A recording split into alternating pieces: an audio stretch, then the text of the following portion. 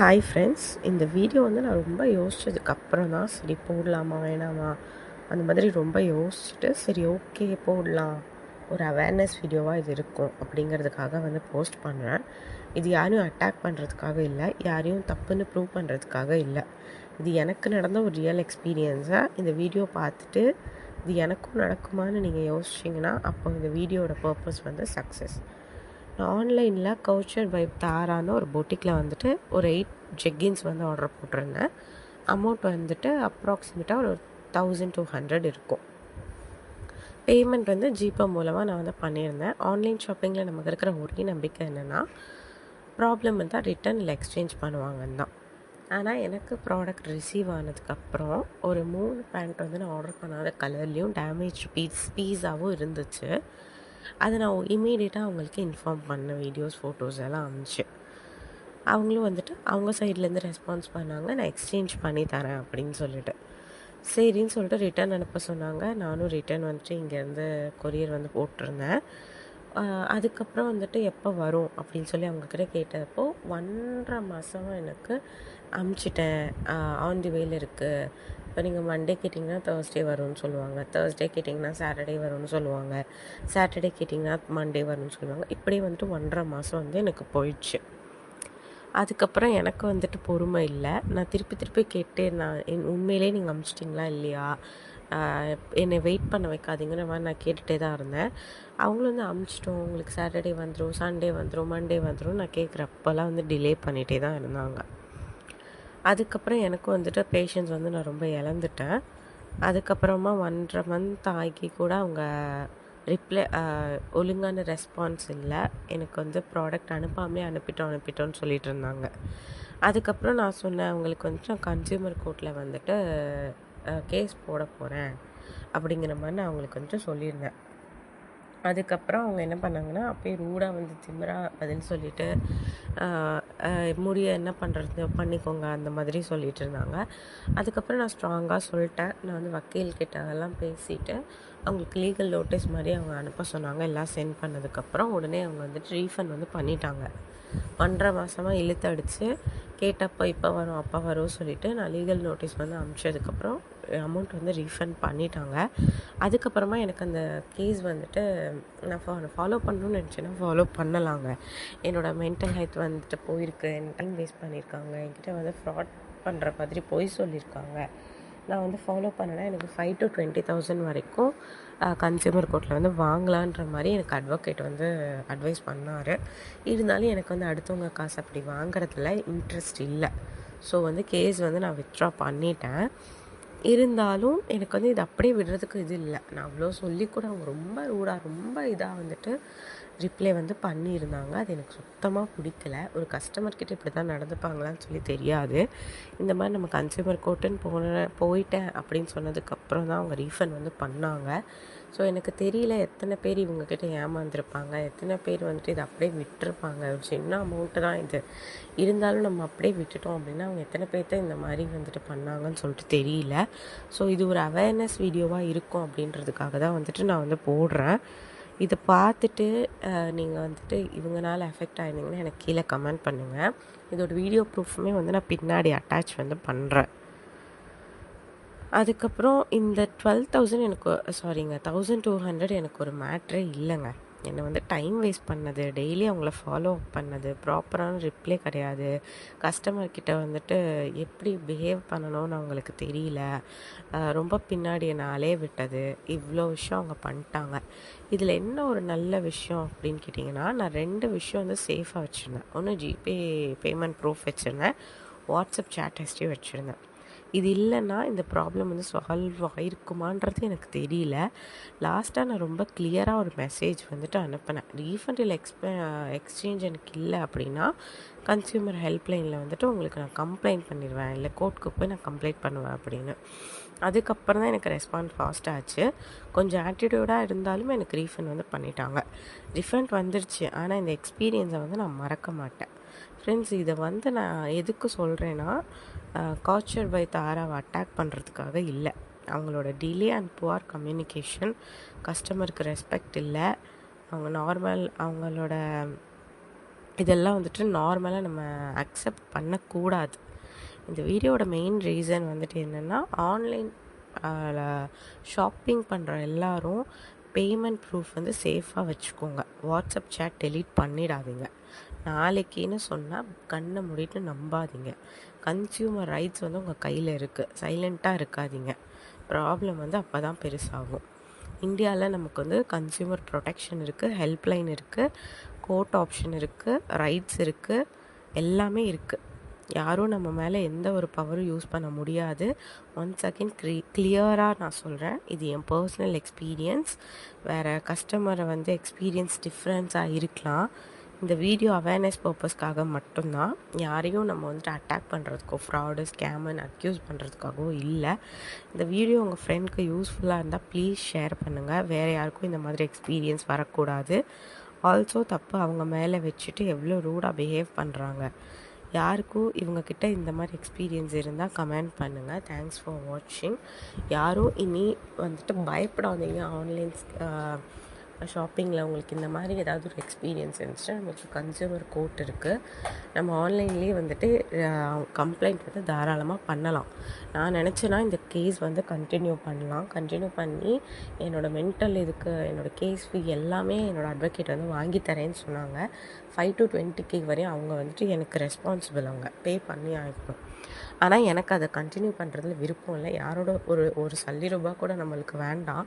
எனக்கு என்னோடய அமௌண்ட் வந்து ரீஃபண்ட் ஆகிடுச்சு. ஸோ வந்துட்டு நான் கேஸ் வந்து வித்ட்ரா பண்ணிட்டேன். இருந்தாலுமே எனக்கு வந்துட்டு இது மக்களுக்கு அவேர்னஸாக கொண்டு போகணும் அப்படின்றதுக்காக தான் இந்த வீடியோ. ஏன்னா எனக்கு நடந்தது நாளைக்கு உங்களில் யாருக்கு வேணாலும் நடக்கலாம். நீங்கள் அதை அப்படியே விடலாம். சின்ன அமௌண்ட்டுன்னு சொல்லிட்டு நீங்கள் அதை அப்படியே விட வேண்டாம். என்ன கேட்டிங்கன்னா, ஒவ்வொரு காசுமே நம்ம உழைச்சி தான் சம்பாதிக்கிறோம். இந்த மாதிரி போயிட்டு ஒரு ஸ்கேமில் விழுகிறதுக்கோ ஒருத்தவங்கக்கிட்ட ஏமாறுறதுக்கோ இல்லை. இப்போ கூட நான் வந்து கன்சியூமர் கோர்ட்டில் வந்து கேஸ் போடாமல் இருந்திருந்தனாலோ, நான் இன்னும் பொறுமையாக இருந்திருந்தனால அவங்க டிலே பண்ணியிருப்பாங்க. என் அமௌண்ட் வந்து எனக்கு ரீஃபண்ட் ஆகிருக்காது. ஸோ மக்கள் எல்லாம் ரொம்ப கேர்ஃபுல்லாக இருங்க. ஆன்லைன் ஷாப்பிங் ரொம்ப பார்த்து பண்ணுங்கள். இப்போ ஆன்லைனில் அமேசானில் முதற்கொண்டும் பெரிய பெரிய ஸ்கேம்ஸ் வந்து நடக்குது. So be careful. யாரையும் பிளைண்டாக நம்பாதீங்க. இன்றைக்கி நாளைக்குன்னு சொன்னாங்கன்னா நம்பாதீங்க. உங்களோட பேமெண்ட் ப்ரூஃப், வாட்ஸ்அப் ஹிஸ்ட்ரி எல்லாமே சேஃபாக வச்சுக்கோங்க. சேஃபாக இருங்க. இது ஆன்லைன் காலகட்டம். So be careful. இது யாரையும் அட்டாக் பண்ணுறதுக்காக இல்லை, மக்களோட அவேர்னஸ்க்காக மட்டும்தான். தேங்க்ஸ் ஃபார் வாட்சிங். பின்னாடி நான் எல்லா ப்ரூஃப்ஸையும் வந்து அட்டாச் பண்ணுறேன். பார்த்துட்டு எனக்கு கமெண்ட் பண்ணுவேன். தேங்க்யூ.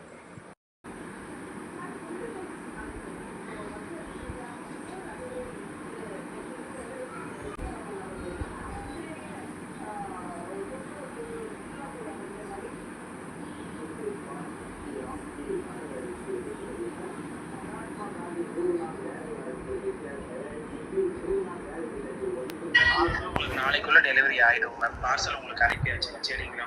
நான் ட்ராக்கிங் ஐடி உங்களுக்கு சென்ட் பண்ணுறேன். நாளைக்குள்ள டெலிவரி ஆகலைன்னா நான் உங்களுக்கு அமௌண்ட் ரீஃபண்ட் பண்ணுறேங்க மேம். சரிங்களா?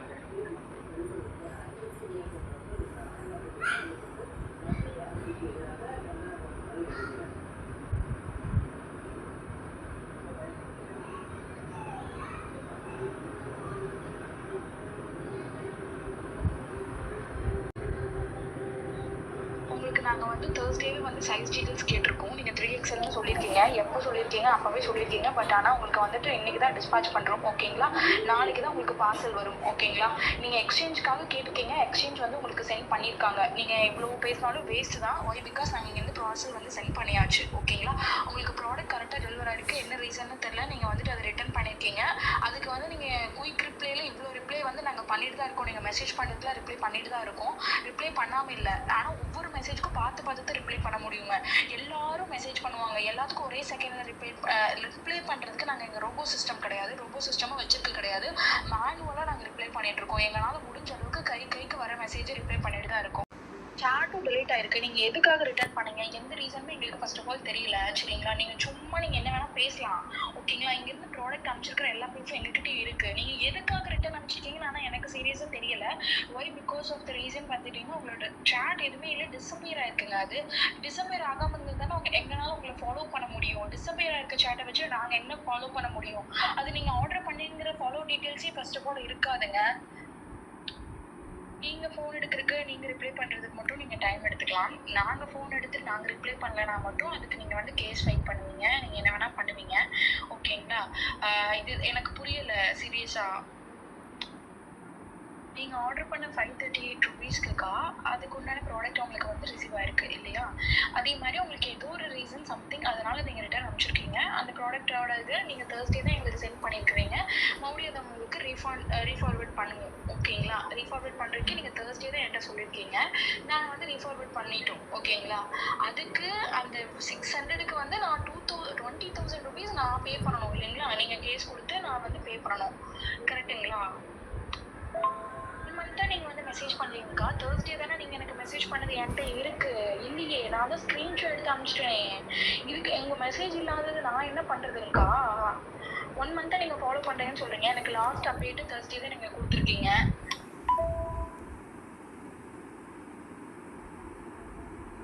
என்ன நேம்ல மேம் பார்சல் அனுப்பியிருந்தீங்க? இது எப்போ சென்ட் பண்ணதுங்க?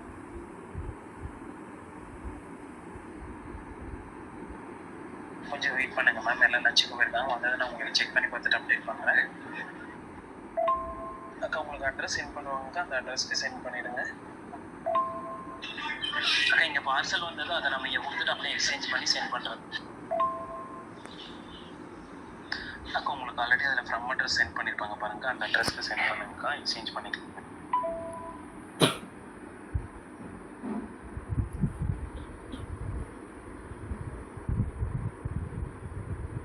பார்சல் வந்திருக்கே மாற்றி வந்ததுக்கு தானே நீங்கள் எக்ஸ்சேஞ்ச் அமைச்சிருக்கீங்க. நீங்கள் கொடுத்த அமௌண்ட்டுக்கு பார்சல் வராமல் இல்லைக்கா. ஆக்சுவலாக பார்சல் வந்திருக்கு டேமேஜ். அதில் உங்கள் ப்ராடக்ட் வந்து எக்ஸ்சேஞ்ச் மாறி வந்திருக்கனால நீங்கள் எக்ஸ்சேஞ்ச் அமைச்சிருக்கீங்க. அந்த எக்ஸ்சேஞ்சுக்கு உண்டான மெசேஜ் எங்கிட்ட எதுவுமே இல்லை. அந்த மெசேஜ் டிஸப்பியர் ஆயிருக்குன்னு தான் நான் சொல்கிறேனே தவிர்த்து வேறு எதுவும் சொல்லலை. நீங்கள் Thursday மறுபடியும் எங்களுக்கு ரெக்கமெண்ட் பண்ணி நீங்கள் இதெல்லாம் அனுப்புங்கன்னு சொல்லியிருக்கீங்க. நாங்கள் அதை ஃபாலோ பண்ணி உங்களுக்கு அடுத்த மெசேஜ் நாங்கள் பேக் டு பேக் ரிப்பீட்டடாக உங்களுக்கு மெசேஜ் பண்ணிட்டு தானே இருக்கோம். நீங்கள் ஃபஸ்ட்டு அந்த கொரியர் பண்ண ரிசிப்ட் அனுப்புங்க. உங்களுக்கு நாங்கள் ப்ராடக்ட் சென்ட் பண்ண விரும்பலை எங்கள் சைட்லேருந்து. உங்கள் ஜிபே நம்பர் அனுப்புங்க, நாங்கள் ரீஃபண்ட் பண்ணுறோம். ஓகேங்களா? 2 பேண்ட்டுக்கு உண்டான அமௌண்ட்டை நான் ரீஃபண்ட் பண்ணுறேன். ஓகேங்களா? உங்கள் ஜிபே நம்பர் இந்த ப்ராடக்ட்டை வந்து நாங்களே ரிட்டன் எடுத்துக்கிறோம். ஓகேங்களா? உங்களுக்கு நேற்று டிஸ்பேச் பண்ணியிருக்கிறாங்க. அதை நாங்களே ரிட்டன் எடுத்துக்கிறோங்க. நீங்கள் ரீஃபண்ட் பண்ணிடுறேன். நான் ஜிபே நம்பர் எனக்கு அனுப்புங்கக்கா. என்னோட ஃபால்ட்டு இல்லைங்கக்கா, அது வாட்ஸ்அப்போட ஃபால்ட்டு. என்னோட ஃபால்ட்டு என்னாலே ஏற்றுக்க முடியாது. ஏன்னா நீங்களே அது ஏற்றுக்க வரும்போது உங்களுக்கும் மெசேஜ் டிலீட் ஆனாலும் உங்களோட ஃபால்ட் கிடையாது, அது என்னோட ஃபால்ட்டும் கிடையாது. அது கண்டிப்பாக வாட்ஸ்அப்போட அப்டேட்ஸ்னால தான் மெசேஜ் வந்து டிலீட் ஆகுது. ஓகேங்களா? அதுக்கு நானும் ஒன்றும் பண்ண முடியாது, நீங்களும் அதுக்கு எந்த வேறுமே நீங்களும் பண்ணிக்க முடியாது. தயவு செஞ்சு உங்களோட ஜிபே நம்பர் அனுப்புங்க, அமௌண்ட் ரீஃபண்ட் பண்ணிவிடுவோம். ஓகேங்களா? தேங்க்யூ.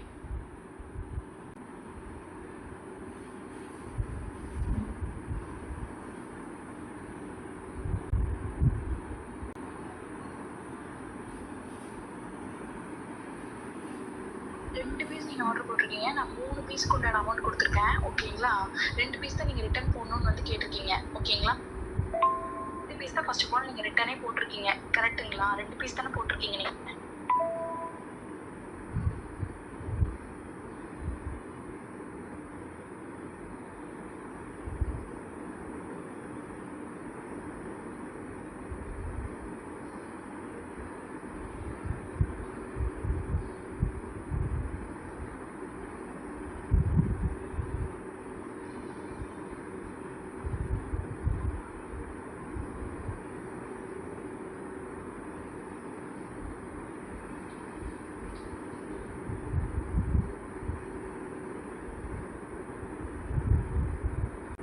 நீங்கள் கேஸ் வந்து போடுங்கக்கா, எனக்கு அது பிரச்சனையே இல்லைங்கக்கா. நான் என்ன சொல்கிறேன்னா, நீங்கள் வந்து ஆர்டர் பண்ணியிருக்க மெசேஜ் வந்து என்கிட்ட டிஸப்பியர் ஆகிடுச்சு. அதுக்கு நானும் ஒன்றும் பண்ண முடியாது, நீங்களும் ஒன்றும் பண்ண முடியாது.